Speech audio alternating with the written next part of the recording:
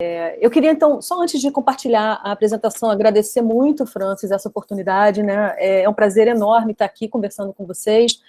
É um prazer enorme estar aqui conversando com vocês com o Amon, né? Junto com o Amon, né? Quer dizer, esse amigo tão querido, né? E esse pesquisador que eu admiro tanto. Então, está sendo uma oportunidade incrível. E como eu comecei falando aqui, né? Antes das pessoas irem chegando, eu acho que são esses encontros que acalentam, assim, a alma da gente, fazem com que a gente consiga, né, ir transitando aí nessa situação que a gente está vivendo hoje. Então, muito obrigado, Francis, por essa oportunidade. Eu agora estou vendo que eu estou também cercada de outros amigos, né? Tem amigos pesquisadores, amigos orientandos, né? Então vai ser ótimo. E também deixar todo mundo à vontade para fazer as perguntas que quiserem fazer, né, Amon? A gente está aqui para conversar, né? A dinâmica da conversa vai ser essa, né, que o Amon falou. Eu vou fazer uma pequena abertura, depois vou convidar o Amon para entrar na conversa, e depois eu fecho trazendo um pouco das pesquisas que eu estou fazendo. E, assim, eu já combinei com o Amon também, tá tudo certo. Todas as perguntas difíceis vão ser respondidas por ele, tá? Vocês não precisem ficar inibidos, né? Já está combinado, está tudo acertado, tá? Então, eu vou começar, eu vou tentar falar em 15 minutos, né, Amon? Assim, vou tentar. Treinei para usar os 15 minutos, e a gente fez uns slides só para guiar um pouco essa nossa fala, né? Aí o Francis também, muito gentilmente, vai compartilhar e vai me ajudar a ir passando esses slides, né? Aí, se você quiser já compartilhar, Francis, por favor.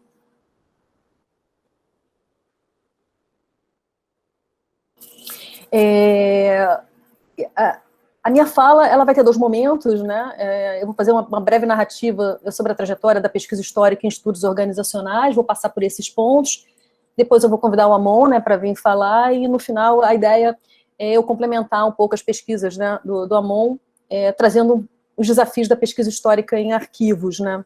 E aí vou trazer aí as experiências que eu venho tendo, né? Então, assim, em relação a esse primeiro ponto, né, a breve narrativa sobre a trajetória da pesquisa histórica em estudos organizacionais, aí se você puder passar, Francis, por favor. O primeiro ponto, eu queria só antes dizer o seguinte: essa narrativa, né, que eu estabeleci para me ajudar a contar essa história, né, é uma narrativa possível entre várias outras, ela não é única, né, ela nem deve ser a única, né, ela é a narrativa que eu construí para fazer sentido, né, para o que eu quero narrar, que eu quero contar. E essa narrativa, ela não é só a minha fala, né? Ela é minha fala a partir, né, de diálogos, né, de conversações com outros pesquisadores, com o meu grupo de pesquisa, com os meus alunos, com meus orientandos, né? Então não é uma fala minha da Alessandra, é uma fala da Alessandra inserida no contexto desse grupo de pesquisa, né? E que muitos estão aqui, né? Então, eu não estou falando só por mim, vocês, por favor, se eu falar alguma coisa de errado, vocês me corrijam, né, porque é a fala nossa, né? Então, assim, o que eu pensei em trazer hoje é como é que a gente pode pensar essa trajetória da pesquisa histórica em estudos organizacionais.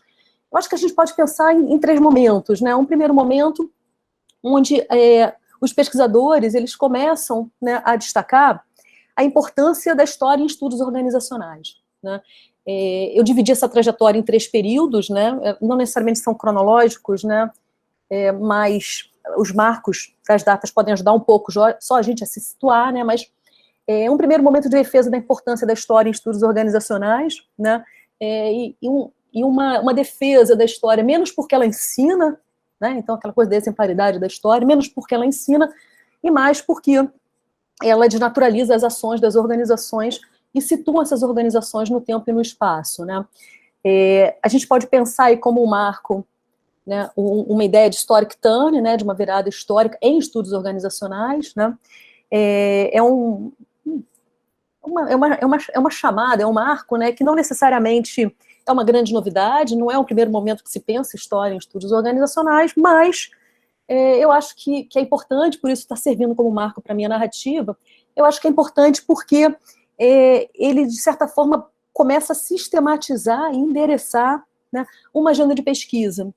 E que, nesse momento, a gente pode pensar assim, nos anos 2000, né, nesse momento foi muito importante para quem fazia pesquisa histórica em estudos organizacionais, né? Ajudava um pouco. Então tá, eu estou aqui, eu faço isso. Você começa a identificar possíveis interlocutores, né, para a tua pesquisa. Eu separei ali 2 artigos que eu acho que são os artigos exemplares desse momento, né? O primeiro porque traz esse tema, né? E o segundo porque eu acho que ele é importante porque essa virada histórica, né? Não é uma novidade, mas na verdade apresenta de uma forma, tem uma agenda de apresentar de uma forma um pouco diferente, né? Você pensar essa história um pouco para além do que se vem fazendo tradicionalmente, ou se vinha fazendo tradicionalmente em Business History, em Management History, né? Então tem aí um encaminhamento um pouco diferente, e eu acho que esse journal, né, o Management and Organizational History, ele é um exemplo, né, de formalização dessa iniciativa, né? Esse artigo, ele sai, por isso que eu marquei aqui, né? Ele sai no primeiro número, né? Na primeira edição do primeiro número, o primeiro artigo, né? O que abre esse novo journal, né? O que ressalta a importância desse marco, né? Eu acho que depois, com o tempo, né? E aí, por favor, Francis, se você puder mudar o slide, num segundo momento, né? A gente já começa a pensar, assim, mais ou menos uma década, né? Mais ou menos, né? Pensando a década historicamente, né? Que extrapola, né, o 2010, por exemplo, né? Se a gente pensar aí um segundo momento, seria, ok, fazer história, ou trazer história para estudos organizacionais é importante, agora como é que a gente faz essa história, né? O que é a pesquisa histórica, como é que a gente faz pesquisa histórica, né? E como é que a gente faz pesquisa histórica em estudos organizacionais, que também é diferente, né? Muda para mim, Francis, por favor. Isso. E aí, fazer essa pesquisa histórica, aí você tem uma série de workshops, de eventos, né? Amor, se você quiser me interromper e falar também, fica à vontade, tá? Tem uma série de ações, né, de movimentos, espaços em publicações, né, onde se pensa, então tá, como é que a gente faz história? Que tipo de história? Como é que é essa pesquisa histórica, né? De certa forma, né, a pesquisa histórica, ela tem aí um percurso que é muito parecido com o percurso da pesquisa organizacional, né? Assim, tem uma trajetória que é parecida. A pesquisa histórica, né, esses historiadores, eles descobrem, recolhem, criam, né, e organizam as suas fontes. Eu estou colocando criam ali de propósito, né, para a gente depois conversar um pouco sobre isso. Eles usam as fontes, né, que eles organizam, né, para a construção de seus argumentos de pesquisa, e eles estabelecem a credibilidade desses argumentos, assim. Agora, você tem aproximações e afastamentos, e a impressão que eu tenho é que nesse segundo momento, as discussões eram em torno disso, né? Então tá, como é que a gente consegue desdobrar, recolher, organizar essas fontes, como é que a gente usa essas fontes, a gente consegue usar da mesma maneira, né, em pesquisa organizacional e em pesquisa histórica, como é que a gente estabelece essa credibilidade, é narrativa, né, é mais teoricamente embasado. Eu acho que as discussões elas vão caminhando por aí. Eu separei aqui 2 artigos que poderiam ser também exemplos, né, desse momento. O primeiro artigo ali, né, inclusive, traz umas dualidades, né, tentando pensar aí as 2 perspectivas, né, e... só acho que tem que voltar lá, isso. Mas eu acho que, de alguma forma, a gente ficou um tempo, né, assim, pensando a pesquisa histórica. Aí, passa, por favor, Francis. E eu acho que a gente está no terceiro momento, a gente está vivendo esse terceiro momento, que eu acho que ele é um desdobramento dessa pesquisa histórica, né, dessa imersão de tentar entender o que é a pesquisa histórica em estudos organizacionais. Que aí a gente começa a pensar, então tá, a história é importante, beleza, né? Eu já aprendi mais ou menos a fazer uma pesquisa histórica em estudos organizacionais, beleza. Agora, que história que eu estou falando, né? Eu acho que a gente está nesse momento hoje, a impressão que eu tenho, né? Qual é a história que eu estou falando, né? É uma história política, é uma história das ideias, é uma história conceitual, é uma história macro, é uma micro-história, é uma história cultural? Que tipo de história que eu estou falando, né? E qual história eu estou falando para estudos organizacionais, né? Eu acho que essa é uma discussão riquíssima, importante, e que ela só poderia surgir agora, né? Porque eu acho que depois da tentativa de tentar operacionalizar essa pesquisa histórica que essas questões elas surgem no meu entendimento, né? Isso é mais contemporâneo. E essa questão de qual história eu faço e qual história eu faço para estudos organizacionais, inclusive começa a criticar criticar que eu digo problematizar, né? A própria ideia de historic turn, né? De 20 anos atrás, né? Não, de 10 anos atrás. Não, de 20 anos atrás. Não é isso? 2000, 2020. Isso. Desculpa, gente, mas agora eu fiquei até tensa, porque 20 anos é muito tempo. Mas, por exemplo, eu trouxe 2 exemplos de artigos, que os autores estão aqui, por exemplo, do primeiro, né, o Amon e o Sérgio Vanderlei, né, que é pensar, então, ok, a gente está pensando no historic turn para quem, né? Então, assim, começam a trazer, por exemplo, a gente pensar essa agenda do historic turn também a partir da perspectiva da geopolítica do conhecimento, a partir da decolonialidade, né, e colocando, né, a América Latina, né, em foco. Eu acho que nesse momento, e aí, por favor, Francis, se você puder passar, eu tô falando muito rápido, tá tudo bem? Eu tô preocupada com o tempo. Eu acho que é nesse momento que a gente está hoje, né, que a gente tem um deslocamento, né, em função de pensar qual história, e a gente começa a perceber que não existe só uma história, né, a pesquisa histórica, ela não é única, ela está sempre endereçada, né, numa perspectiva ontológica e epistemológica, né. Eu acho que a gente começa a mudar o foco da história, né, para o passado. Então, assim, a gente começa a dizer que a gente não estuda história, a gente estuda o passado, né? E é nesse momento de deslocamento, né, o foco agora passa a ser o passado, e como é que esse passado ele pode ser conhecido, né? Eu acho que é nesse momento, na minha opinião, que as discussões em estudos organizacionais, né, começam a refletir as discussões da história, efetivamente, né? E aí a gente está entrando num nível de discussão que é a discussão que os historiadores têm. Não tem de hoje, né? Assim, se a gente for pensar essa ideia, por exemplo, da dualidade da história, né? Eles têm essa discussão desde 1929, né? Mas eu acho que agora a área de estudos organizacionais está efetivamente discutindo, né, ontologicamente, epistemologicamente, teoricamente, metodologicamente, mais alinhado com as discussões na história. Não sei se isso é bom ou ruim, mas eu acho que agora está. E aí surgem algumas questões, né, que eu queria trazer para a gente debater, né? Primeiro, na hora que eu desloco o foco da história e coloco o foco no passado, né, eu começo, no passado, eu começo também a pensar na história como uma possível representação desse passado, né? Eu começo a pensar na história, na memória, como representações possíveis desse passado, né? E aí, né, eu começo, né, a trabalhar com a ideia de dualidade da história, né, que a história, ela é dual, né, ela é o que aconteceu e elas são as narrativas sobre o que aconteceu, né, é uma série de acontecimentos da mesma forma que é a narração dessas séries de acontecimentos, né, então, assim, na hora que eu abro espaço, né, para o entendimento dessas narrativas sobre o que aconteceu, eu começo a discutir, por exemplo, e aí assumir a premissa de que, por exemplo, nenhum diálogo entre presente e passado é neutro, né?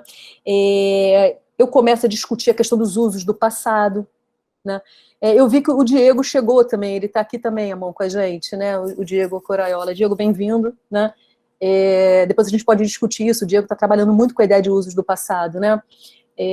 A gente começa a ampliar, né, da mesma forma que os historiadores fizeram isso, né, a partir, né, dos anos 30 do século passado, né, a gente começa a ampliar também a noção de documento e de fato histórico, né, a gente começa, por exemplo, o senso comum diz o quê? O senso comum diz que o documento ele é um documento, o registro do que aconteceu, o registro verdadeiro do que aconteceu, ele está escrito num documento, e esse documento ele está guardado em arquivos, né? Em arquivos, em museus, bibliotecas, né? Isso aí é uma visão muito positivista, né, de documento, que é quebrada, né, a partir dos anos 30 do século passado, é problematizada.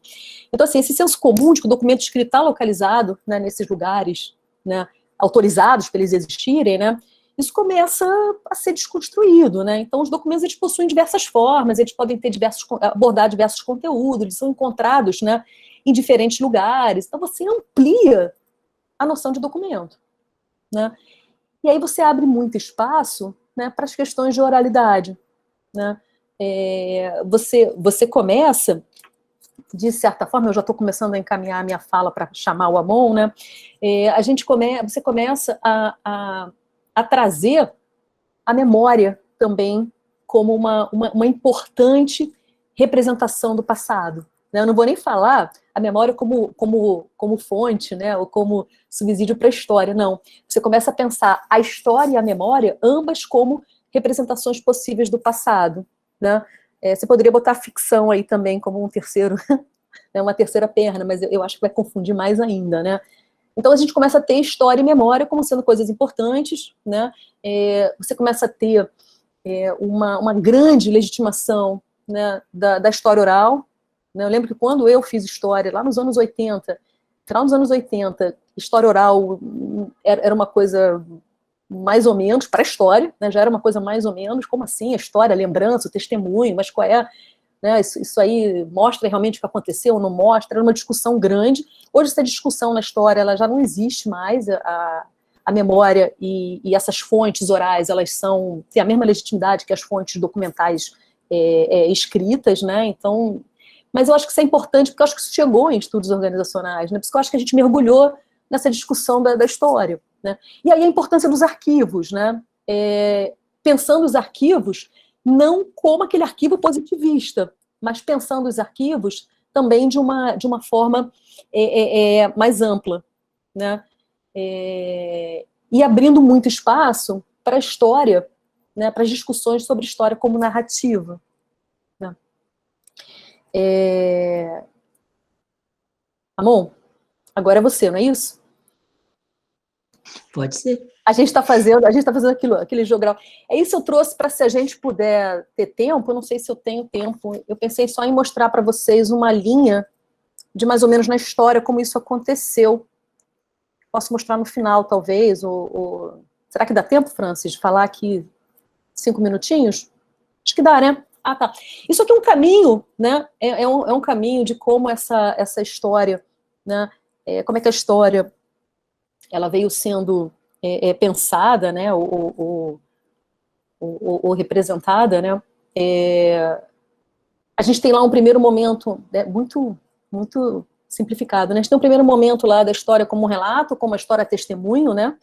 Aquela história antes do século XIX, né? Onde a história era o tempo histórico era um tempo mais cíclico, né? Então tinha sentido até eu relatar e a minha história ser um testemunho, porque eu ia ouvir esse testemunho e eu não ia fazer a mesma coisa, não ia incorrer nos mesmos erros, né? Então, esse tipo da história como relato, como história testemunho, ela era eminentemente política, né? A gente, depois de um segundo momento ali, na virada do século XIX para o século XX, né, onde você tem um movimento aí de transformar a história em ciência, né, uma ciência positiva, né? Você acaba assumindo a história como a reunião de documentos oficiais escritos como testemunhos, né, o que eu estava falando agora, né, o poder que esse documento escrito tem de ser um depositório da verdade, né, é o momento que você constitui as bibliotecas, constitui os arquivos, né, assim, esses arquivos eles são constituídos pelos métodos considerados científicos, né, naquele momento, e essa história, né, os materiais dessa história seriam exatamente esses documentos oficiais escritos, né. É uma história narrativa, cronológica, né, factual e linear, né, progressiva, né, ela é muito causal, né, causas e consequências, né. A gente tem, né, eu disse aí mais ou menos 29, né, a gente tem aí a partir dos anos 30, né, uma nova história, né? Você tem uma nova forma de pensar essa história, que ela não é uníssona, né? Ela é muito múltipla, ela é muito plural, né?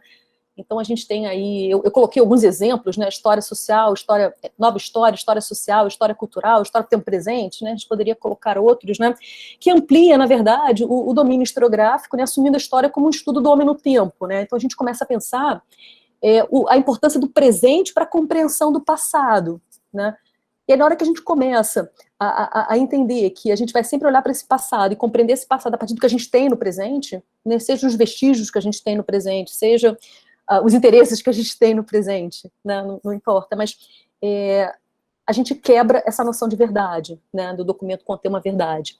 E aí você tem uma redefinição de conceitos como documento, fato histórico e tempo, né, então você não tem mais esse tempo linear, progressivo, né, lá iluminista, né, que ele é sempre para frente, né, e evolutivo, não. Né, esse tempo ele é socialmente construído, esse documento ele é socialmente construído, e a gente passa a pensar o documento, um documento histórico, como sendo aquele documento que uma determinada sociedade considera ele um documento histórico.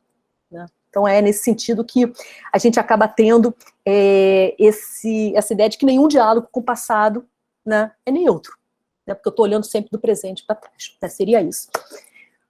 Amon, querido, agora é você. Obrigado, Ale. Nada. Você é demais, né? Ruim de vir depois do SEG, as expectativas ficam muito altas. Então, gente, eu sou o Amon, como vocês sabem, está escrito meu nome aí, sou professor na University of Essex e na FGV AESP, licenciado. Estou muito feliz pelo convite do Francis, de estar aqui dividindo esse espaço com a Lê, e ter tanta gente que eu gosto, que são meus amigos, pessoas que eu conheço, alguns apenas à distância, outros de perto, enfim. É a única parte ruim de ver vocês tudo é que eu fico com saudade.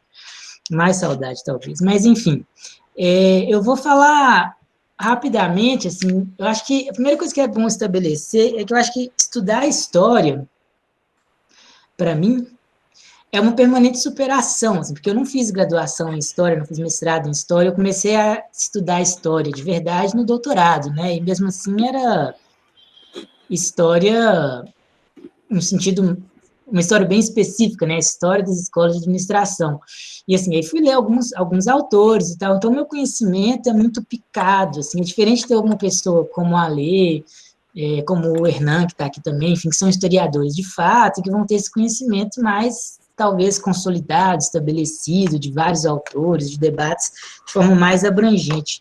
E, de certa forma, eu acho que essa trajetória que eu faço, ela repete um pouco, de certa maneira, na trajetória do próprio campo, né, de ir aprendendo também com os próprios debates que vão acontecendo.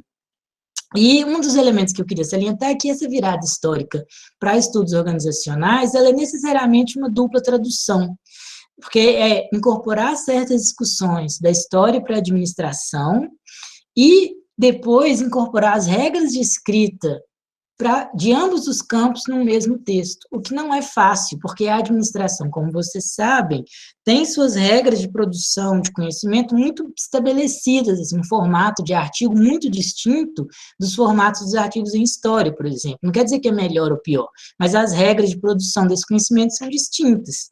Então, essa harmonização que o pesquisador tem que fazer em todo o texto, ela é um aspecto interessante dessa tradução né, de elementos que são discutidos na história para a administração, para torná-los interessantes para a própria área de administração, porque senão a gente teria que fazer história, né, ir para a história e fazer isso na história. Então, eu parto do princípio que a gente tem que dialogar com a área na qual a gente está.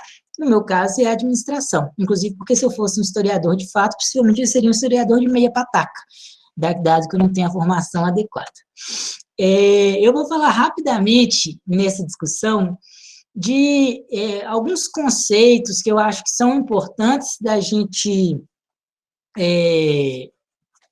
ter em mente quando a gente está pensando em história, seja da administração, seja fora dela. Mas eu acho que para quem está querendo fazer história em administração, ressaltar a importância desses conceitos é maior, justamente porque eles não são muito trabalhados conceitualmente. Né? Obviamente, tem alguns artigos que trabalham, eu não estou inventando nada do nada aqui, né? Mas não é algo totalmente disseminado. O primeiro conceito, a primeira ideia é a ideia de arquivo. Né? Então, assim, é óbvio, eu acho para todos, que o passado não existe mais. e o pesquisador só pode trabalhar com traços que remanescem do passado. Aí a gente pode falar o que são esses traços, acho que é uma discussão em si, a Lê deu uma vislumbrada aí nessa discussão quando ela falou da mudança do estatuto do que é um documento, mas mesmo quando a gente pensa assim, num arquivo, né, que é onde estariam, por definição, os documentos, é importante pensar que os arquivos eles não se resumem a apenas um prédio no qual estão esses documentos. Vejam essa foto, por exemplo, aí do Piaget no seu escritório de trabalho. Ele foi colocando as coisas aí, possivelmente dentro de uma ordem. É possível que ele saiba onde estão as coisas que ele colocou aí. Mas outra pessoa, se entrar aí, depois dele, dificilmente vai achar as coisas que procura e a ordem que ele estabeleceu. Grosso modo, um arquivo é a mesma coisa. Ele também é construído a partir de uma lógica distinta e particular, que não é necessariamente transparente para quem está visitando aquele lugar. Mas, para além disso, ou seja, para além dessas regras de produção, guarda, né, o que fica guardado, o que é dispensado, etc., cada vez mais os arquivos não são espaços físicos no qual você vai ser guiado por um arquivista ou vai ter uma narrativa explícita para você ir atrás dela, mesmo que seja para confrontá-la. Você vai produzir essa discussão a partir de arquivos que muitas vezes estão disponíveis na web, sem ter uma ordem lógica dada a priori, necessariamente. Mas se você pegar, por exemplo, alguns arquivos do governo estadunidense, que eu usei num dos artigos que eu fiz com o Sérgio, nem lembro qual, acho que um dos artigos que eu fiz com o Sérgio, eles estão organizados dentro do Office of the Historian, enquanto outros, que eram da USAID, não tinham uma lógica para quem visitava eles online. Obviamente que esses documentos também estão lá fisicamente, mas a gente não foi lá olhar. Então, isso tudo tem que ser, mais do que visto como uma limitação, o que é uma limitação, como algo que deve ser deixado transparente no próprio texto. E aí, assim, se o arquivo em si, ele já revela e esconde, é importante, então, sempre que o pesquisador visita um arquivo, ou seja, visita um conjunto de documentos, que ele interrogue não apenas os seus posicionamentos sobre como ele vê aqueles documentos, mas também as lógicas do arquivo e as lógicas do arquivista, que é uma figura que muitas vezes fica desaparecida, né? A gente não pensa em quem é que guardou o documento, por que guardou o documento, como guardou o documento, mas isso tudo vai influenciar na nossa capacidade de ver as coisas, especialmente agora, em que quase tudo pode ser arquivado. Então, se a gente pensa no momento presente, na capacidade de guarda de arquivos digitais, é uma coisa exponencial, né? Todo ano, é algo do tipo, todo ano a humanidade gera a mesma quantidade de dados, né? Gera e guarda, que gerou no ano passado, que guardou no ano passado, porque gerou, ela sempre gerou, né? Ela não guardava. Então, assim, a cada ano a gente dobra a quantidade de dados disponíveis, mas o que se faz com isso? Um arquivo sem lógica não serve para nada. Então, mesmo que a gente pense em visitar certos documentos, certos arquivos online, né, no caso, por nossa própria conta, quando a gente começar a vê-los, a gente tem que estabelecer uma lógica, e essa lógica tem que ser deixada transparente para o leitor, para que faça sentido, e para que nós mesmos possamos ser questionados, né, porque um dos elementos para a escrita da história, no meu entendimento, é que a história ela tem que ser escrita visando objetividade e visando ser questionado, ou seja, passível de questionamento. Uma discussão que talvez seja interessante, porque recentemente teve na mídia, e até escrevi um textinho sobre isso no blog, que o pessoal da escola da GV tem no Estadão, é que quando a gente derruba uma estátua, por exemplo, não é uma história que está sendo destruída, é uma memória. E eu acho que essa definição entre o que é memória e o que é história, ela é capciosa, porque eu acho que a memória ela é individual e é coletiva. Ela é disseminada em vários elementos materiais e em pessoas, ao passo que, no meu entendimento, a história ela é escrita enquanto história. Ou seja, ainda que a memória seja um elemento que pode ser interrogado para que a gente possa escrever a história, a memória não é necessariamente história, ainda que ela seja uma memória do passado. Então, essas diferenças que parecem apenas semânticas, quando a gente começa a olhar no texto, elas começam a vir diante dos nossos olhos, porque esse debate acontece o tempo inteiro, né? Assim, aqui, pelo menos, quando derrubaram essa estátua que está na foto, né, essa estátua em Bristol, era o tempo inteiro falando, a história está sendo apagada, a história está sendo apagada. Talvez uma memória estivesse sendo questionada, mas a história não estava sendo apagada, não tinha uma história ali, uma estátua não é uma história. A ideia de que, um outro elemento importante é que a nossa memória, mesmo a memória coletiva, ela tem um elemento de dinamicidade, né? Ela é produzida e reproduzida quando ela é invocada. Então, ter isso em mente é importante também para pensar o estatuto de veracidade, né? Então, assim, não é que a memória é falsa, mas a gente tem que pensar em qual que é o estatuto de veracidade que essa memória pode atingir. E, quando a gente fala especificamente de memória organizacional, a gente tem que pensar nela ligada a vários elementos da organização, como a aprendizagem organizacional e a cultura, como o Diego, como uma colega, publicou recentemente aí na Management Learning. Em estudos organizacionais, especificamente, eu acho que a gente tem pouca discussão em relação a essas diferenças. E eu acho que, para mim, né, então, assim, acho que esse é um posicionamento meio pessoal, assim, eu acho que a história tem que ter um compromisso com a verdade, com a objetividade e com a autocrítica. Não quer dizer que você vai fazer a história achando que você está escrevendo a verdade com A maiúsculo, mas que esse é o seu objetivo. E que, obviamente, enviesados que somos, em capacidade de acessar todo o conhecimento disponível, etc., etc., etc., façam com que essas construções sejam necessariamente falhas. Mas escrever história é necessariamente se propor articular esses conhecimentos sobre o passado, que está, seja em memória, seja em documentos, num texto, ou numa fala, né, se vocês preferirem, pode ser uma fala também, que seja objetiva, na medida em que ela se refere a coisas que de fato aconteceram, né, ainda que a gente possa discutir a interpretação desses fatos, e que seja passível de críticas. Ou seja, um dos elementos importantes para se escrever história é pensar na transparência da própria escrita da história. De novo, no meu entendimento, você vai ter várias perspectivas aqui. E a gente tem, obviamente, um debate crescente em torno disso, no próprio campo de estudos organizacionais, acho que está se estabelecendo o debate, né? Deve ter, sei lá, 10 artigos sobre isso, talvez tenha mais, mas eu acho que é uma discussão que está se consolidando ultimamente. E, por fim, eu acho que talvez um elemento que a gente possa incorporar para ajudar a destrinchar um pouco essas dificuldades é pensar na ideia de narrativa, que é um conceito vastamente discutido, né?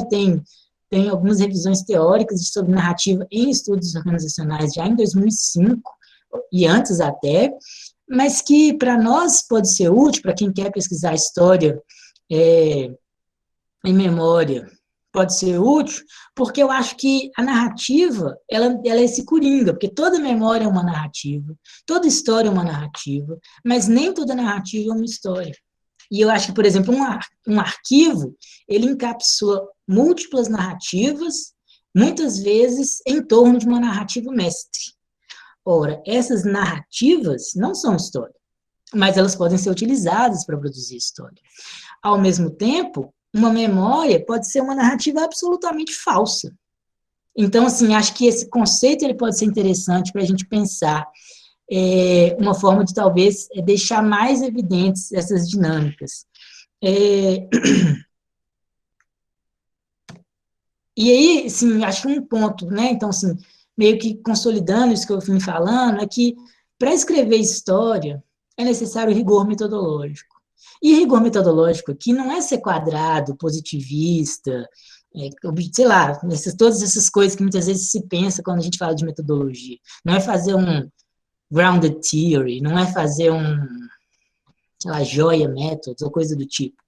É apresentar como as fontes foram acessadas, quais são as fontes, onde elas estão, quão acessíveis elas são, mostrar as lógicas do arquivo, da análise de documentos, da organização dos documentos que você usou, que você pensou, para que seu leitor possa, junto com você, refletir sobre aquele texto que você escreveu.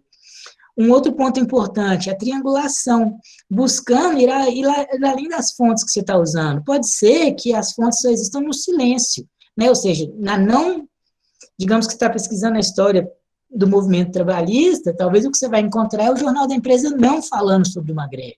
Que bom, isso é uma fonte, mas não só esse tipo de fonte, né? Os vários tipos de fonte que você for usar, que a gente for usar, eles devem, preferencialmente, ser triangulados, mesmo que com fontes, com dados secundários, né, ou com fontes secundárias, seja com pessoas que falaram sobre aquele tema. O importante é comparar os nossos dados, né, as nossas fontes e as nossas certezas. Você vê que mesmo essa coisa do dado e da fonte é algo que é dual, né, porque de um lado é dado e do outro lado é fonte, e essa discussão é parte desse emaranhamento, dessa tradução que a gente tem que fazer entre a história para ela chegar dentro da administração. E aí, muitas vezes, como a gente vai pesquisar a partir da lógica dos estudos organizacionais, a gente vai produzir um dataset, né, que, ou seja, um recorte dos dados com os documentos ou as entrevistas que a gente vai utilizar. Uma pergunta que eu não vou me atrever a responder aqui é se esse dataset pode se tornar um arquivo dessa pesquisa, para poder nos dar transparência no futuro daquilo que a gente falou. Ou seja, como as teses de história, os livros, que muitas vezes trazem os documentos analisados impressos, para mostrar para o leitor, olha, eu estou falando isso, mas a fonte está aqui. Será que, de alguma forma, especialmente com o baixo custo relativo de guarda de arquivos no mundo digital, a gente não possa pensar em algo parecido, mas, por outro lado, a gente teria que ver também os limites colocados pela privacidade dos dados, né, que a gente muitas vezes usa em estudos organizacionais, dados que são privados. E aí, para concluir o que eu tinha para falar, e agora eu concluí mesmo, prometo, tem esse slide mais um, ou seja, uma conclusão de 2 partes, história é algo próximo da literatura, mas não é romance. Ou seja, essa é uma perspectiva que eu acho que é a mais clara que eu já consegui atingir até hoje. Assim. Tanto Jacques Rancière, no seu livro Os Nomes da História, quanto o Paul Ricoeur, em História e Memória, Esquecimento, é que ele cita o Rancière, ou seja, na verdade é o Rancière 2 vezes, eles falam a mesma coisa, né, desse triplo pacto entre o escritor e o leitor, por assim dizer, no qual se vai escrever uma história, mas essa história, ela não é uma ficção, ou seja, é diferente, por exemplo, de autores que vão para a ideia de narrativa e extrapolam a história, e colocam a história e a ficção quase que no mesmo estatuto, se não no mesmo estatuto. Eu não concordo com isso, e acho que a gente, bom, aí, enfim, na minha perspectiva, não, né, a história não é literatura, a história não é ficção, a história não é romance. A gente escreve a história e a gente tem que se manter alerta sobre as redes nas quais nos enredamos, justamente para que não façamos ficção. Então, buscar objetividade é, por exemplo, ter reflexividade. Gente, vocês estão vendo que tem umas palavras que estão em inglês aí, né? Assim, desculpa a vergonha que eu estou passando. Mas, enfim, né? Como alguns amigos falam, igual quando você está no meio da frase e solta um trem em inglês. Pelo menos eu falei trem, né? E o mineirês veio e equilibrou as coisas. O documento, então, ele não vai falar nada por si mesmo. O autor da história, ele tem que ir lá, interrogar o documento, mostrar como que ele interrogou o documento e, de preferência, tentar entender quais são as lógicas que produziram aquele documento e que permitiram que ele permanecesse existindo. E aí, sabendo que quando a gente escreve um texto, a gente sempre escreve da onde a gente está, seja no tempo, ou seja, a gente sempre escreve com os olhos do presente e para o presente, no espaço, de onde nós estamos, né, de quem somos políticos subjetivamente, isso tudo vai influenciar no texto. E aí, assim, o que fazer com isso? Bom, vocês vão fazer o que vocês quiserem, né? Porque eu não estou aqui para falar com ninguém para fazer nada. Mas se vocês quiserem fazer história, eu acho ótimo. História de organizações, no caso. Bom, história também, se quem tiver mais capacidade. Eu venho pesquisando o empresariado, think tanks e a ditadura, né? Como, por exemplo, o caso do IPES. Tem esse artigo no Journal of Business Ethics, tem um artigo com o Sérgio, que saiu agora na Organization também, sobre populismo.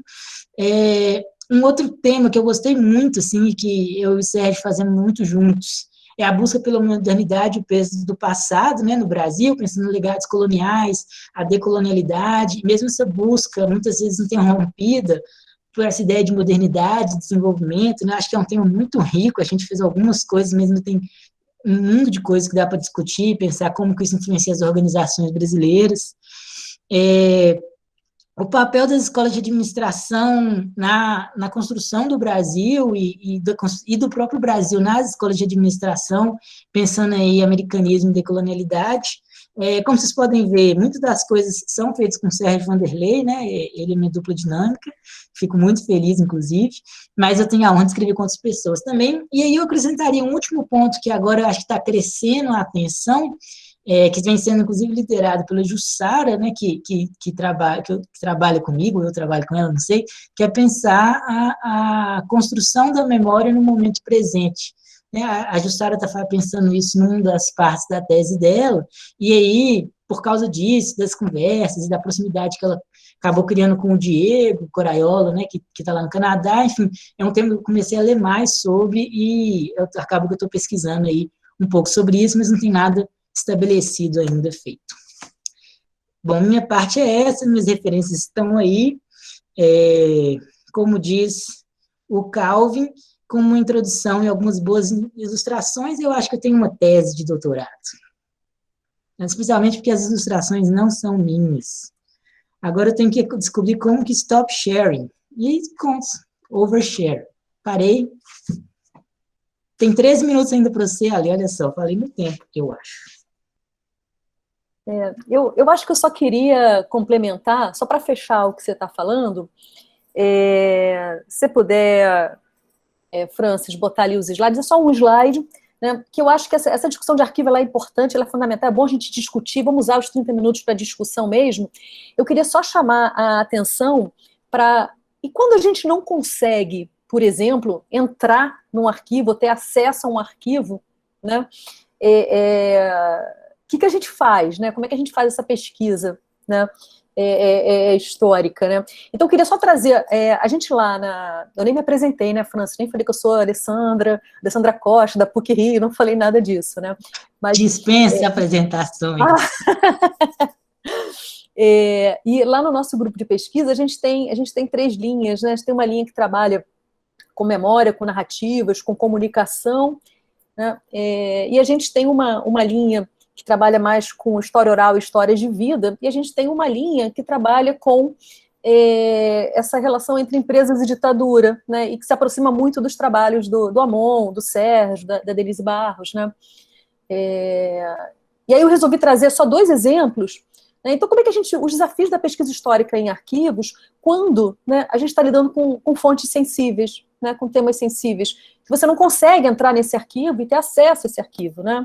Então, eu pensei em só falar muito rápido, né, sobre a pesquisa que a gente fez no Memorial da Resistência de São Paulo, e que foi a dissertação de mestrado da Renata Queira, que está aqui. Então, qualquer dúvida que vocês tenham, a Renata também pode ajudar aqui respondendo, né, e a tese de doutorado do Marcelo Almeida, né, sobre a Volkswagen, né, o processo de normalização das práticas de violência, né, na Volkswagen. Eu não vou entrar nas 2 dissertações, na dissertação da Renata, e nem vou entrar na tese do Marcelo, eu acho que eu nem me atrevo a fazer isso, acho que em algum momento eles podem expor, né, com muito mais propriedade do que eu. Eu queria só destacar que nas pesquisas que a gente vem fazendo, né, e dando um passo atrás, as 2 pesquisas, elas surgiram a partir de uma pesquisa maior que o grupo fez sobre os arquivos da Comissão Nacional da Verdade, né? A gente acompanhou todo o processo desde o início da instauração da Comissão Nacional da Verdade até a sua finalização, com o seu relatório final, a gente acompanhou isso muito de perto, né? E analisando esse arquivo da Comissão Nacional da Verdade, a gente conseguiu aí, né, algumas avenidas de pesquisa, uma delas a Volkswagen, né, e a outra o Memorial da Resistência de São Paulo, né? E algumas características, né, alguns desafios a gente acabou tendo, né, nesse percurso, né? A ideia que a gente estava tendo, né, que eu estava trazendo, né, e que o Amon também trouxe, de que nenhum diálogo entre presente e passado é neutro, né, fica muito explícito quando a gente trabalha com essa temática, né, de empresas e ditadura, né, e com a temática de fontes sensíveis, né. Também uma outra questão, que são as disputas por essa escrita da história, né? Também resgatando aí o que a gente conversou, né, até agora, a escrita da história, ela não é, né, natural, né? Ela está o tempo inteiro sendo construída e reconstruída, né? E essa escrita da história, ela é disputada o tempo inteiro, né? Tem disputas né, não só pela história, mas disputas pelas memórias também, né?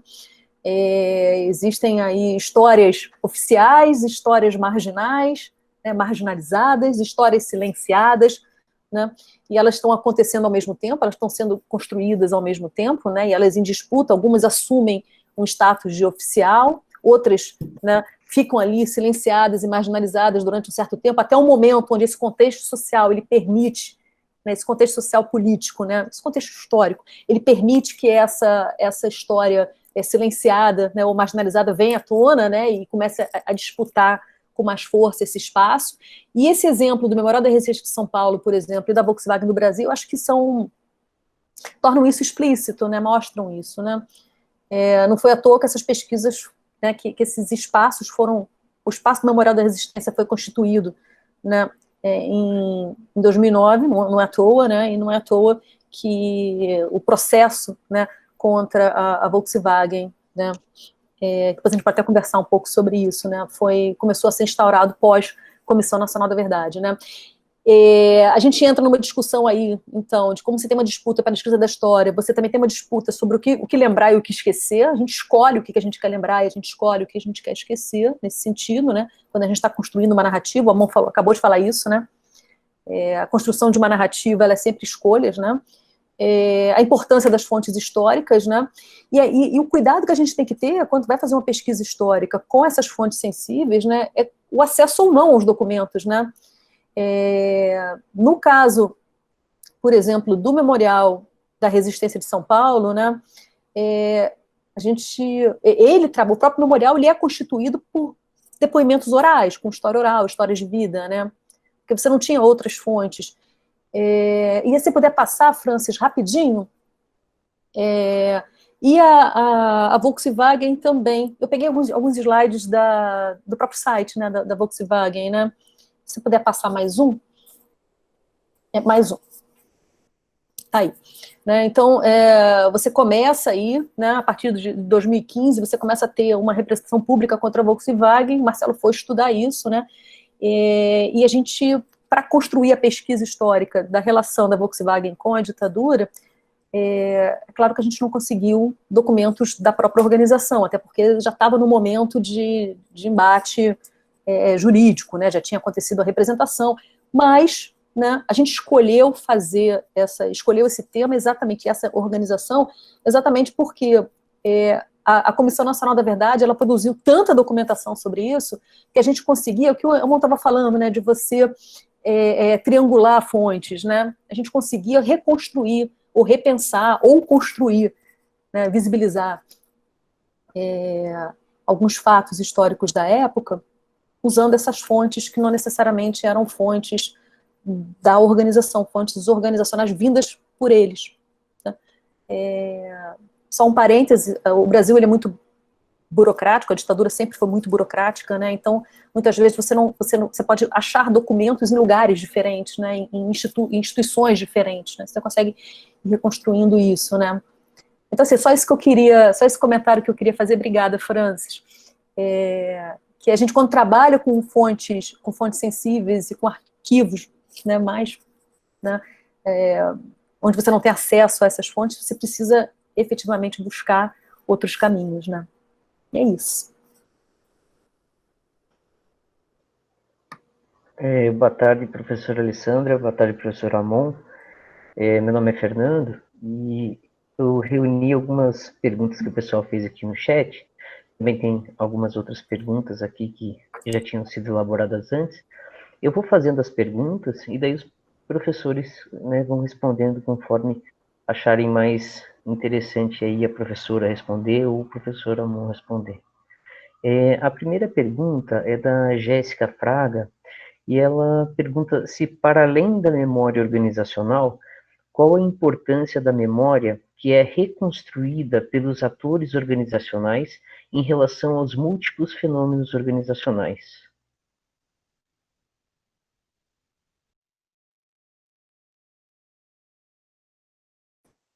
Fernando, você pode repetir a pergunta, por favor?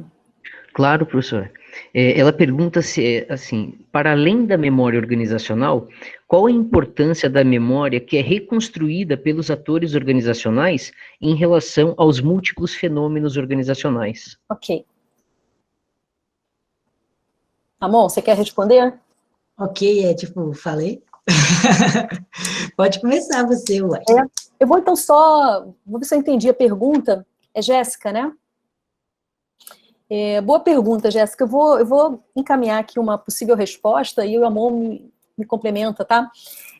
Eu acho que a gente pode pensar, quando a gente pensa as organizações, e a gente pensa a memória nas organizações, a gente pode pensar diferentes coisas, né? A gente pode pensar por exemplo, você pode pensar a memória da organização como memory history, né?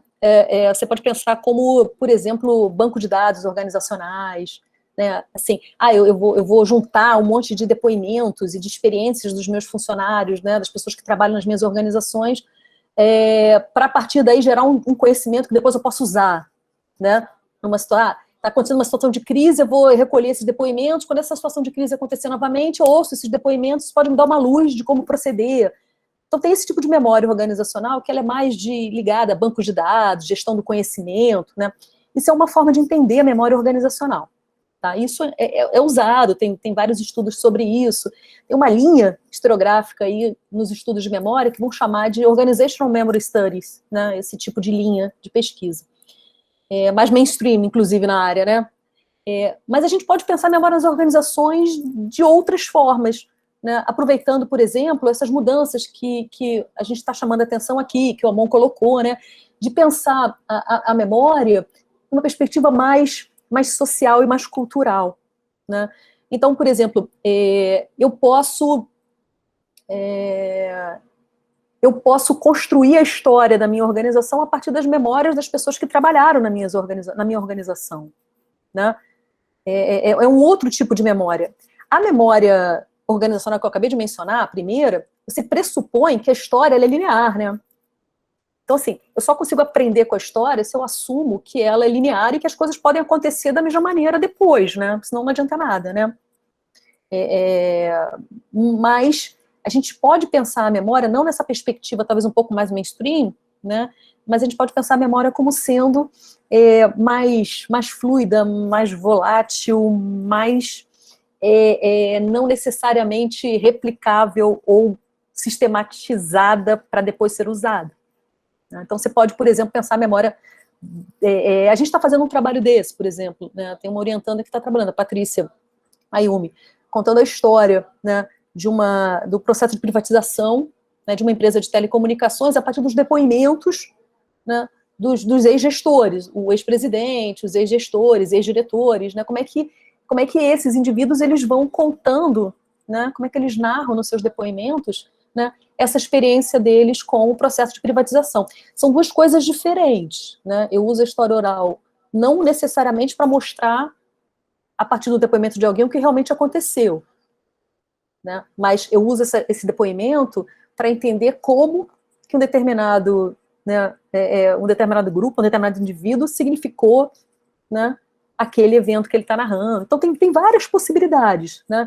Essa segunda forma, né, que trabalha muito com memória coletiva, né, por exemplo, tem uma linha aí também nos estudos de memória, que é Social Memory Studies, né, e Cultural Memory Studies, que vão por um outro lado. Eu acho que a gente pode, não sei se eu te respondi, se era essa a tua pergunta, mas eu acho que tem várias possibilidades, né? Perfeito, Então, professora, se o professor Amon quiser responder. Então, acho que bem rapidinho, assim, não tem muito a acrescentar, eu acho que a gente tem duas possibilidades, né? Assim, é estabelecida por um texto de 91 lá, que é o primeiro texto que acho que faz uma consolidação dos estudos de memória e aprendizagem organizacional até aquele momento, um texto bem funcionalista, que chama Organizational History, de 91. Esse é um texto interessante, porque ele é bem funcionalista, mas é um texto riquíssimo, né? Assim, eu acho que muita gente tem preconceito quando a gente fala que um texto é funcionalista, é positivista, mas erroneamente, porque ainda que a gente discorre de alguns dos aspectos epistemológicos, né, tem muitos textos muito bem escritos, assim, que acrescentam muito na nossa capacidade de refletir a partir do nosso ponto de vista epistemológico, ontológico. E eu acho que um outro texto é o texto do Coraiola, que eu citei na minha apresentação, como coautora, que vai justamente falar assim, olha, a gente tem que mudar esse paradigma um pouco e pensar isso dentro das múltiplas vertentes de abordagem da memória dentro das organizações.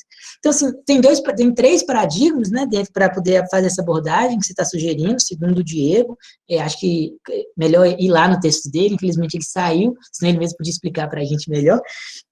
Mas eu só acrescentaria um outro elemento, assim, que é que as organizações, elas não detêm um monopólio sobre a memória de si. E também acrescentaria que elas não escrevem a própria história, dentro do minha perspectiva. Porque a história, para ser escrita, ela tem que ser objetiva, almejar veracidade, etc, etc, etc. Elas produzem interpretações que talvez se queiram como história, mas não necessariamente o são. Mas essas interpretações produzem memórias. E esse embate de memórias, por exemplo, com agentes de fora da organização, é que depois vai nos dar um material que os historiadores vão usar para escrever a história daqueles acontecimentos ou daquela organização. Posso só fazer um comentário rapidinho, Fernando? A gente já está aqui bagunçando o Fernando, né? Desculpa, Fernando. Uma sugestão de leitura.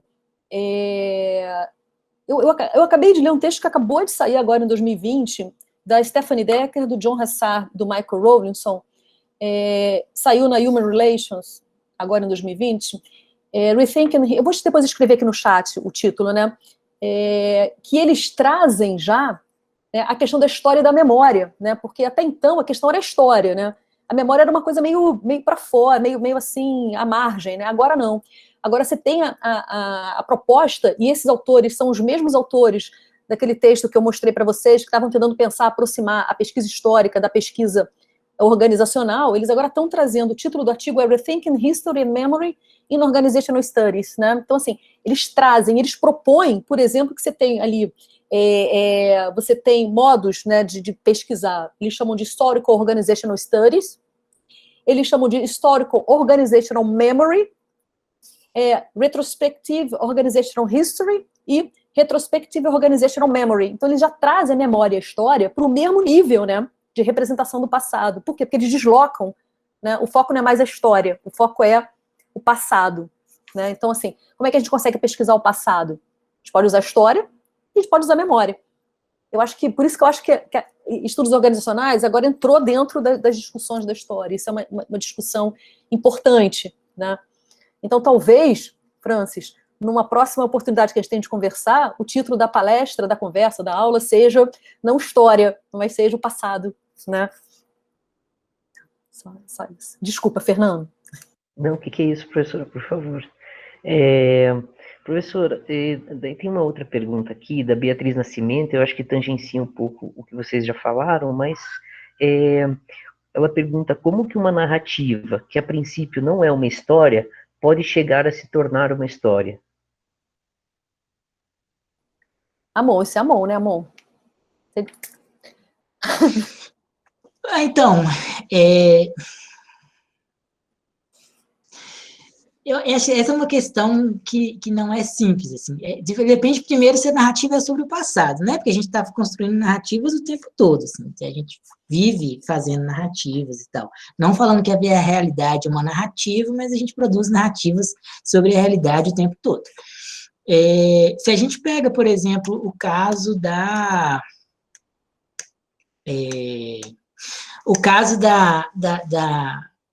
estátua dos bandeirantes lá de São Paulo, aquela coisa terrível. Aquilo ali é uma estátua, mas é também uma narrativa, né? O Estado bandeirante, esse orgulho que muitos paulistas têm de ter dizimado índios, escravizado pessoas e permanecem cultivando. É uma narrativa, apesar de não estar estruturada em texto, você não chega lá e está escrito essa narrativa, mas a estátua evoca essa narrativa. Ela tenta incutir uma memória oficial em relação aos eventos. Como que isso se torna história? Quando você vai lá, olha para aquela estátua e fala, será que isso aqui faz sentido? E aí você confronta aquela narrativa com outras visões, ou seja, quando você triangula, entre aspas, aquela narrativa vis-à-vis outras, e a partir daquilo você vai conseguir pegar aquilo e falar, olha, tá vendo, isso aqui, que se queria história, que se queria memória, na verdade é uma narrativa posicionada sobre o passado. E eu acho que esse desemaranhamento é o que eu estou tentando fazer. Assim, essa apresentação que eu fiz hoje é um artigo que eu estou escrevendo tem uns 3 meses. Não está pronto ainda, mas é um pouco isso. Não é fácil para mim também, não. Ele está em produção. Só dando um outro exemplo também, amor, não sei se você vai achar que faz sentido, né? E eu passei a bola para você porque eu sei que você está estudando isso, né? Um exemplo, talvez, de uma narrativa que em um determinado momento muito específico virou história, né? Por exemplo, a Carta de Pero Vaz de Caminha. Eu sempre dou esse exemplo, né, para os meus alunos. A Carta de Pero Vaz de Caminha, ela só virou um documento histórico no século XIX, né? Então, assim, ela quando Pero Vaz de Caminha, né, vocês devem ter lido, todo mundo meio que lê no colégio, né, a Carta de Pero Vaz de Caminha, na aula de história, né? Ele chega, né, chega no Brasil, escreve lá a carta, manda para Portugal e vai embora. E ficou lá na Torre do Tombo anos, né? Ninguém deu muita bola, era só um documento burocrático, né? Quando a gente começa, no século XIX, a construir uma ideia de nação no Brasil, aí a Carta de Pero Vaz de Caminha passou a ser importante, porque passou a ser um documento que representava alguma coisa, né? Então, aquela narrativa que estava ali, ela se transformou em história. Agora, é uma história oficial, porque não era... Porque essa própria carta, ela pode ser... A narrativa da carta, ela pode ser lida de várias formas, né? Ela pode ser lida, por exemplo, como... como foi lido oficialmente, o marco do descobrimento do Brasil, né, pela civilização portuguesa, né, pelos homens civilizadores portugueses. Agora, se eu estiver fazendo uma leitura, por exemplo, se o meu olhar não for de descobrimento, for de invasão, né, no primeiro momento que, né, o Brasil ele é invadido, né, aquela narrativa não é uma narrativa de descobrimento, ele tem um outro sentido, né, ia ser usado de uma outra forma aquela narrativa. Eu posso ter várias possibilidades, tem inclusive uma, Francis, que é engraçado, porque no final da carta do Pero Vaz de Caminha, ele faz um pedido para o rei de Portugal, pedindo um emprego para um genro, né, alguém da família dele. Então, você pode até pensar, um primeiro momento de pedido aí, de emprego, não sei o que. Então, assim, aquela narrativa, ela pode ser construída como documento histórico de diferentes formas. No século XIX, né, quando você começa a ter lá com a fundação do Instituto Histórico Geográfico Brasileiro, IHGB, que foi fundado, de certa forma, para contar a história do Brasil, oficial, porque não tinha, né? Para contar a história oficial do Brasil, a carta chegou, ela acaba entrando como um documento importante. Aí você escolhe uma narrativa. Descobrimento do Brasil. Beleza, ela passa a ser documento oficial histórico. Até o momento que alguém problematiza isso. Então, é aquilo que eu estava falando, todo documento histórico, ele é construído socialmente. E ele pode deixar de ser. A gente pode jogar fora aquela carta um dia e dizer, não, isso aqui não é mais para descobrimento. Isso aqui, por exemplo, é o primeiro atestado de invasão. Né? É isso. Perfeito, professora. Obrigado. Daí tem uma pergunta aqui. Qual o espaço, na atualidade, que os estudos de história e memória têm dentro da área de estudos organizacionais no mundo e no Brasil? Vai, Ale. Eu acho que é um grande espaço, né? Acho mesmo, né? Eu não sei se... E aí a gente tem vários pesquisadores aqui que fazem pesquisa histórica, vocês podem dar seus depoimentos também, a gente pode estar respondendo junto, tá? Não precisa ser só eu e a Amon, mas eu acho que tem um grande espaço, né? Assim, a gente não tem dificuldade nenhuma em publicar nada, por exemplo, a gente tem espaços nos congressos para debater, a gente tem linhas de pesquisa, né, e temas nos congressos de pesquisa histórica, né, não só em estudos organizacionais. Eu acho que ele está crescendo muito, é a minha impressão, né, é o que eu acho. Eu não sei o que vocês acham. O que você acha, Mon?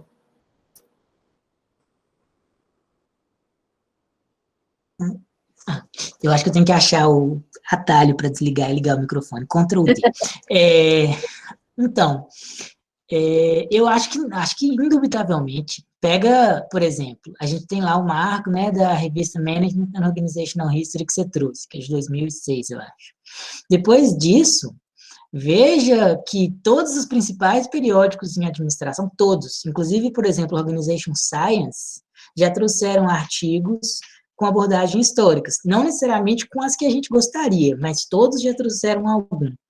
E no journal, o principal journal internacional, que é o Academy of Management Review, já teve um especial issue sobre o tema, publicou agora 1 ou 2 artigos recentes, acho que 2018, 2020, Human Relations, que também para a área de estudos organizacionais é importante, enfim, todos os principais periódicos, Organization Studies, etc. E no Brasil, a RAI, a Cadernos EBAP, enfim, todos os principais periódicos, a RKDM, enfim, vem publicando artigos com história. Então, assim, acho que se antes era uma coisa de nicho, cada vez mais já é aceito como uma abordagem, e é isso aí, não é mais uma coisa, vou fazer história, e aí para escrever história eu tenho que revisitar a trajetória do campo, e falar que é legítimo, falar, 1900 não sei quanto, 2000 não sei quanto, não, você já pode falar, estou fazendo história, tchau, você não precisa mais ficar justificando. Concordo, eu acho que é isso mesmo, amor. Perfeito, professora. Obrigado, professor. A gente vai abrir agora, tá, para o pessoal poder participar. Acho que primeiro tem o Marcelo Maia que fazer uma pergunta, e depois daí a gente vai trocando as ideias aqui ao vivo mesmo, tá? Muito obrigado, professora. Obrigado, professor. Bom, obrigado, Fernando. Boa tarde a todos, todas. Achei muito significativo um evento que fala de memória e história. O professor Amon falou sobre a saudade, né, de pessoas que estão aqui presentes e tal, isso sintoniza bastante. E não é à toa que eu começo dessa forma, porque sou a estudante do doutorado de administração na EASP, onde fui aluno do professor Amon, viemos aqui numa caravana de ex-alunos para ouvi-lo, e depois de ouvir a professora Alessandra também, começo a lamentar de não ter sido seu aluno, professor.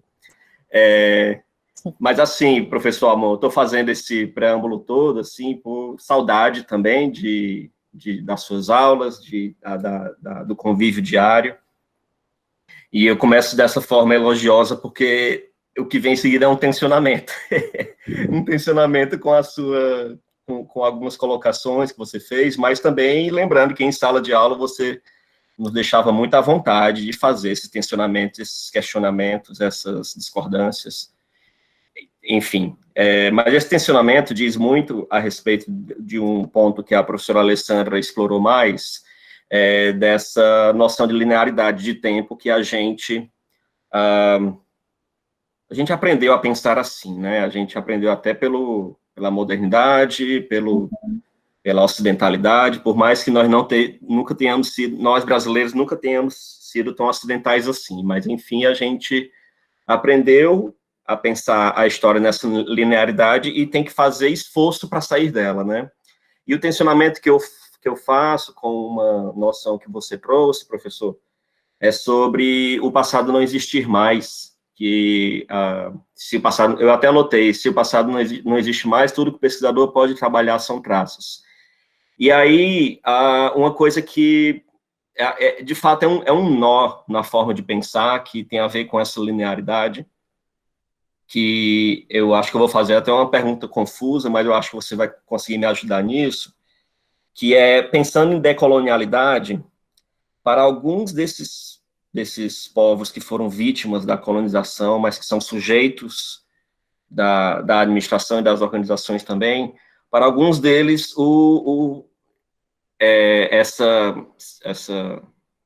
esse entendimento de que o passado não existe mais não faz sentido. Para alguns deles, nem existe a noção de passado porque não existe linearidade. E eu acho que o máximo que a gente consegue entender essa ontologia, talvez é pensando que, por exemplo, meu avô, a minha avó que morreu, não existe mais e tal, é um passado que continua existindo metafórico ou poeticamente. Talvez o máximo de aproximação que a gente faça com essas realidades seja isso. Mas, ao que me parece, eu também não fui socializado nessa ontologia da qual eu estou falando. Para esses povos, não faz sentido dizer que o passado não existe mais, uma vez que o tempo não é linear. Não faz nem sentido falar em passado e em futuro, por não existir essa linearidade. E aí a provocação, o diálogo que eu queria ver com vocês considerando essa ontologia dessas pessoas que, de fato, vivem um tempo diferente e que são sujeitos de pesquisa e são sujeitos que pesquisam em organizações de administração, como que a gente lida com isso, de entender, do nosso ponto de vista, a gente entende que o passado não existe mais, por justamente obedecer a essa linearidade. Mas aqui, o nosso colega ao lado, que vive e foi socializado nessa ontologia, nos diz que existe. Esse passado existe. Na verdade, nem existe o passado. E aí é um nó que eu não sei como o pesquisador pode lidar com isso. E não sei se vocês têm reflexões sobre isso. Como a gente tinha combinado, Fernando, no início, lembra que as perguntas mais complexas o Amon falou que tranquilamente ele responde, né? Você quer responder, querido? Então, acho que a minha resposta, na verdade, é meio breve, assim. Eu diria, primeiro, Marcelo, muito obrigado pelo depoimento. Também tenho saudades, você é um cara muito gentil, sempre foi, faz falta ter você em sala de aula, nos corredores. Bom, nem tem corredor mais ultimamente, né? Então, enfim, mas continua fazendo falta assim. E aí, quando você começou a sua pergunta, eu fiquei com medo, na verdade, né? Porque você falou assim, vou colocar aqui para você um negócio difícil, um trem que vai ser complicado. E aí, no fim, eu achei que nem era tão complicado assim, porque, assim, na verdade, é complicado de um lado, mas não é por outro. Eu vou falar por que eu acho que ele não é tão complicado. Porque, apesar de eu ter falado que o passado não existe mais, e eu continuar me colocando nesse mesmo lugar, eu também disse que a gente sempre escreve a história a partir do lugar onde a gente está. Então, não adianta, eu acho, eu querer escrever história como se eu fosse uma pessoa que não tem a noção de tempo que eu tenho, porque eu seria incapaz de fazê-lo. Inclusive, assim, obviamente, tem discussões muito elaboradas, por exemplo, sobre o que é a memória. Tipo assim, a memória ela é presente ou ela é passado? Ela é passado no presente? Ela é produzida no presente sobre o passado? Ela foi produzida no passado e eu trago ela de volta para o presente quando eu lembro? O que é esse negócio? E assim, eu não vou me atrever a tentar responder, mas é só para dizer que mesmo na filosofia ocidental, essa discussão ela também é complexa. Quando eu digo que o passado não existe mais, dentro da minha perspectiva, o que eu quero dizer é que é impossível de tentar reconstituir, de tentar fazê-lo presente, porque as ações que se passaram num contexto que jamais se repetirá. E o texto, por mais que nós tentemos, nunca vai conseguir reproduzir totalmente as condições que produziram mesmo os eventos mais triviais. Então, acho que é nesse sentido que eu digo que o passado não existe mais para o historiador, digamos, ocidental ou proto-ocidental, que é o caso do brasileiro. Marcelo, eu vou só também ser super breve, né? Porque, assim, como historiadora, eu não consigo afirmar que o passado não existe. Eu estou numa perspectiva um pouco diferente da do Amon. Então, para mim, seria fácil de responder nesse sentido. Não, o passado continua existindo. As representações desse passado que estão em disputa, né? Essa é a saída mais fácil, né? Essa é a resposta mais fácil. Mas eu concordo com a Amon que essa discussão é uma discussão sofisticada e importante, né? E é só um parêntese. Eu acho que a gente você não começa a fazer história do zero, né? Então, você está sempre construindo em cima de outras construções. Então, é difícil você dizer que não tem um passado. Eu acho que tem. Mas eu te sugeriria uma leitura, né, que talvez te ajude um pouco aí nesse caminho que você está indo, se é que eu entendi a tua questão, que é a do François Hartog, que trabalha com regimes de historicidade. Né? Isso é bem legal. Né? Eu acho que vai discutir essa construção social de tempo. Eu acho que é bem legal o Hartog. Acho que ele vai te ajudar. Tá? Perfeito, professora. Obrigado, Marcelo. Obrigado, professor Amon. Obrigado, professora Alessandra. A gente vai deixar aberto agora, né, para, enfim, intervenções, né, o pessoal que quiser interagir com a professora, com o professor, fazer suas colocações, e daí depois o professor Francis retoma. Muito obrigado. Aquela que vai provocar, amor, a gente pode provocar o Sérgio? A gente pode dizer... a gente pode provocar o Sérgio, a gente pode provocar o Ariston, né? A fazer algum comentário. Provocar uma provocação, né? Do tipo que vai brincar com um cachorro que é bravo, né? Assim, Aquela que vai lá provoca e sai correndo, né? A gente achou você nesse cantinho, Sérgio, é isso mesmo, a gente não deixa, né? Eu vou digitar no chat o nome do autor.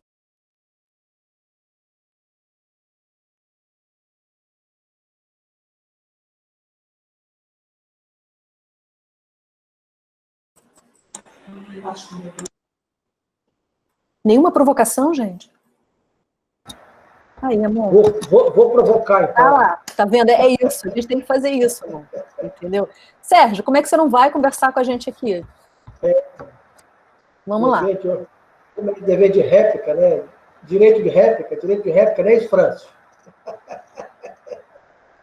Não, acho que uma das questões que eu e a Amon temos encontrado com frequência, eu e a Lia também no artigo da RAI, é essa questão que vocês também permearam, é a construção da legitimidade para apresentar a nossa narrativa. Sim, como a Amon e a Lia falaram, né, a gente não fez aquela necessidade de fazer todo o caminho, fazer por que está fazendo história, então agora a gente está mais enfrentando essa questão de como legitimar a nossa construção teórico-metodológico para construir a narrativa, que seja crível, obviamente com o papel central do autor, como disse o Amon, né? Não é literatura, mas tem um quê de literatura, e foi o que o Amon enfrentamos até nesse artigo que eu escrevi aí no chat, que o Amon citou, quando a gente usou os documentos do Office of the Historian, foi lá no artigo da Management Learning, lá para contar o caso Ser Paulo. Né? Então, acho que essa é a grande questão agora. E como a gente estabeleceu o diálogo fora da nossa paróquia? São os desafios, né? Uma coisa é a gente estar aqui entre amigos, companheiros, cuidando dos nossos temas.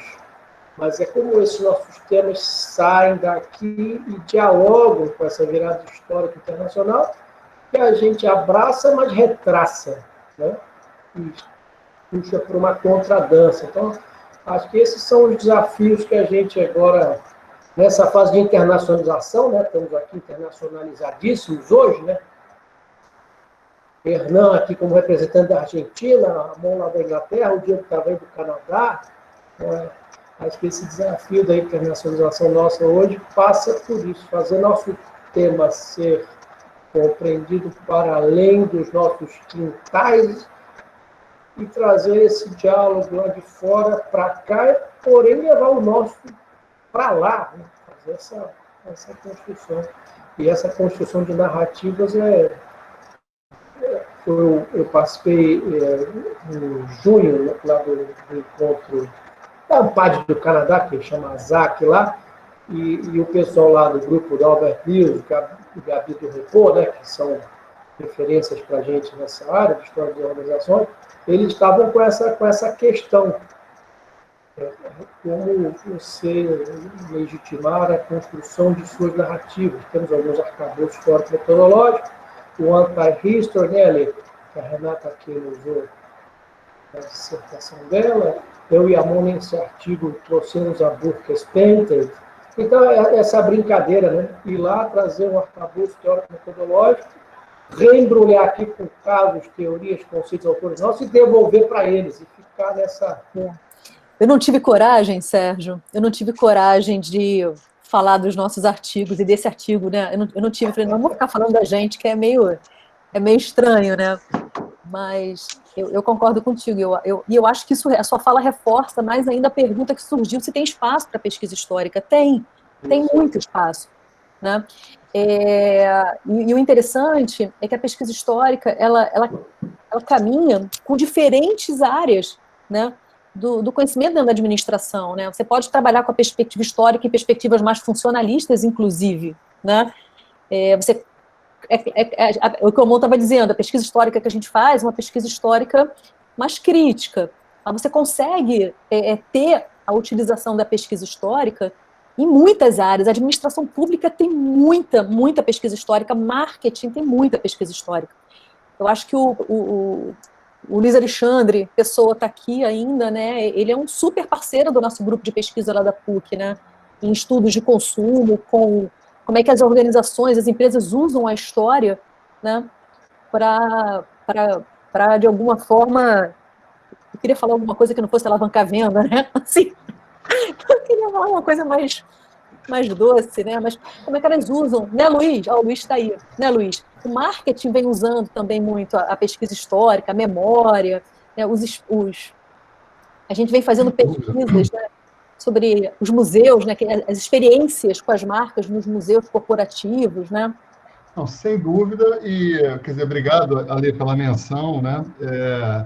De fato, assim, é uma honra poder trabalhar com você, não só pelo que você me agregou, né, ao longo desses anos, são 10 anos de parceria, então não só pelo que você me agregou de conhecimento, mas por você também ter me dado entrada na área de organizações, né? Isso também é uma dívida que eu tenho intelectual com você, porque foi por suas mãos que eu cheguei no Amon, no France, conheço todas as pessoas que estão aí, né, e que me acrescentam muitíssimo, né, a participar dos debates de estudos organizacionais e tudo mais, e principalmente na área de marketing eu trabalho com a pegada de CCT, né, Consumer Cultural Theory, que pretensamente seria uma área crítica de marketing, mas eu digo pretensamente porque isso é uma coisa que nós temos discutido muito nos grupos de CCT, né, e de certa forma eu faço minhas as palavras de vários pesquisadores dessa área, né. A Lê estava falando que em estudos organizacionais cresceu muito o campo para vocês trabalharem com história, com memória, né, até se libertando de uma visão um pouco mais mainstream, né, como os Organization Memory Studies, né, passando para coisas mais críticas e tudo mais. Eu tenho um pouco a sensação, infelizmente, que no marketing a gente viveu um movimento inverso, né? Eu acho que nos últimos 10 anos a gente encaretou um pouco a academia de marketing. E até mesmo o campo da cultura e consumo, né, do CCT, se tornou mais árduo, né? Então, poder participar, né, de estudos que são meio híbridos, né, em que eu trago alguma coisa de marketing, alguma coisa de consumo, para dialogar, né, com o campo de estudos organizacionais e tudo mais, é muito bom, porque eu consigo arejar também, né, e ter uma perspectiva de trabalho um pouco mais libertadora, que eu acho que é isso que eu invejo de maneira saudável. Inveja saudável, né, gente? Invejo um pouco na área de estudos organizacionais. Eu concordo com a Lê, eu vejo que é um campo que cresce e cresce de maneira mais crítica e com mais oportunidades de uma visão menos mainstream, menos, enfim. É isso. Mas obrigado pela menção, Ale, mas eu que, de certa forma, tenho muito a agradecer a todos vocês pelo que essa área também já pôde me trazer em termos de enriquecimento intelectual na administração. Tá? Eu quero só provocar a provocação do Sérgio, que é uma coisa que eu venho pensando há um tempo já. Assim. Quando eu formei no doutorado, eu formei com a convicção de que o que nossos objetos não são interessantes para o exterior. Isso faz 7 anos que eu formei, no caso. Já indo para 8. E aí, hoje, eu já não penso assim mais. Eu acho que a gente tem que, sim, fazer uma tradução, porque nós somos o particular e o norte global é o universal, então essa tradução ela é necessária, também não adianta achar que a gente está enfrentando esse problema no artigo agora, né, Sérgio, porque todo nome que a gente fala, a gente tem que explicar a história da pessoa, Juscelino Kubitschek, a gente tem que ir lá escrever um parágrafo, explicar com que enfim, que é um problema mesmo, gasta espaço, e a gente pega algumas coisas e acha que está dado, e os revisores falam, não, peraí, mas quem foi esse fulano aqui? E esse fulano é, sei lá, Vargas, e a gente tem que ir lá explicar Vargas, enfim, isso é um fato. mas também é um fato de que as pesquisas com objetos muito alternativos, elas encontram seu espaço se você atende ao preceito da construção de teorias organizacionais do exterior, que é mostrar qual teoria você está produzindo com aquele objeto, que é mostrar qual que é o bloquinho da ciência que você está colocando lá com aquele objeto. Eu vou dar um exemplo de um recente, assim, um artigo que eu estava lendo ontem, que era uma pesquisadora escreveu sobre artistas de rua, que é assim, uma coisa super não mainstream, fora do comum, não tá, acho que está num periódico que é Qualis A1, 3 ou 4 na lista da BS. Eu estava lendo ele ontem. E, assim, é um tema que as pessoas muitas vezes não esperariam, e tem, assim como vários outros, né? O Martin Parker tem artigos sobre circos, que é um tema que o Carrière estuda, por exemplo. Enfim, eu acho que tem essa questão da tradução, e ela é chata. Mas também tem uma resistência, ou as pessoas não querem falar na língua deles, e não é falar inglês. É escrever teoria da forma que eles querem que se escreva. O jogo é esse, você pode querer jogar ou não.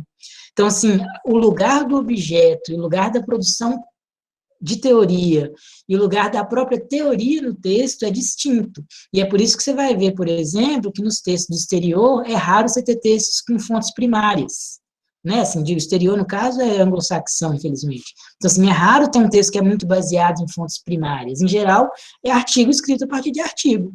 Por quê? Porque aí buscando o pedacinho que deixar de colocar ali, para você colocar um outro pedacinho ali, e não interpretações ensaísticas e originais. Perde riqueza? Obviamente perde. Né? Assim, a gente tem autores aqui presentes que escrevem ensaios maravilhosos e que talvez não saíssem numa revista fora, a menos que eles já fossem conhecidos, porque também tem isso, né? Se você já é conhecido do rei, aí você consegue publicar ensaios mais livres, mas era só isso, a provocação da provocação.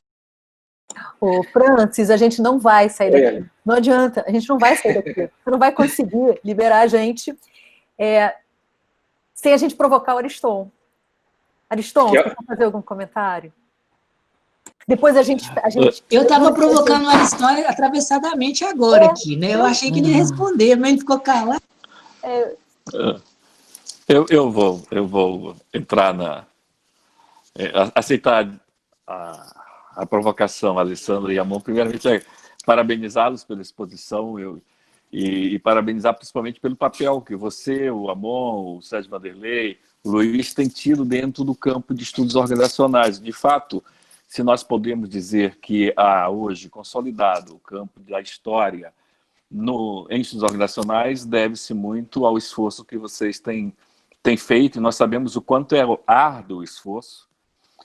Mas ainda assim eu julgo o esforço como, digamos assim, estando no estágio inicial, né, do esforço que nós temos que fazer.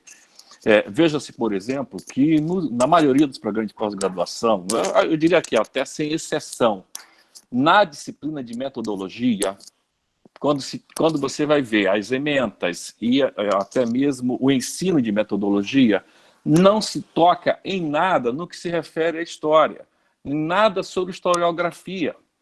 Então, a grande maioria das disciplinas de metodologia pairam sobre a questão da distinção entre qualitativo e quantitativo, o blá, blá, blá de sempre. E de tal modo que alguém que opte por fazer um estudo histórico, seja do modo como vocês falaram, estudo sobre memória, sobre história intelectual, história dos conceitos, história do pensamento, essas coisas todas, tem que fazer um esforço extra. E eu vou dizer que é um esforço enorme, porque para se familiarizar do ponto de vista metodológico com a historiografia, requer mais do que uma simples afinidade, de fato, né? Requer mergulhar de cabeça, e isso torna mais difícil no momento em que nossos programas têm um tempo muito reduzido para se fazer uma dissertação e para se escrever uma tese de doutorado, né? 2 anos, 1 ano e meio, 4 anos, até nessa familiarização exige de quem faz um apelo de contar a história um esforço extra. Então, não me parece, de fato, assim, uma coisa tão fácil. Mas isso sinaliza para todo o esforço que nós ainda temos que fazer dentro da área, porque realmente, assim, apesar das conquistas, há muito ainda a ser buscado, né? Normalmente, quem vai para a área tem que fazer uma disciplina extra, tem que sair da área, tem que buscar o grupo menor, se familiarizar. E eu parabenizo a vocês pela excelente fala. Eu só queria fazer um último comentário que é baseado no que a Ariston falou. Eu diria que sim, se a humanidade tem um aspecto constitutivo ontológico, é de que ela é historicamente constituída, tanto nossa cultura quanto nós enquanto seres humanos, né? Então, assim, acho que esse é um dado. Nós somos seres sociais e tanto o individual quanto o social são constituídos historicamente. Nada é natural, tudo é produzido pela história. Então, nesse sentido, eu acho que a história não é um lugar de onde não se pode correr de alguma forma.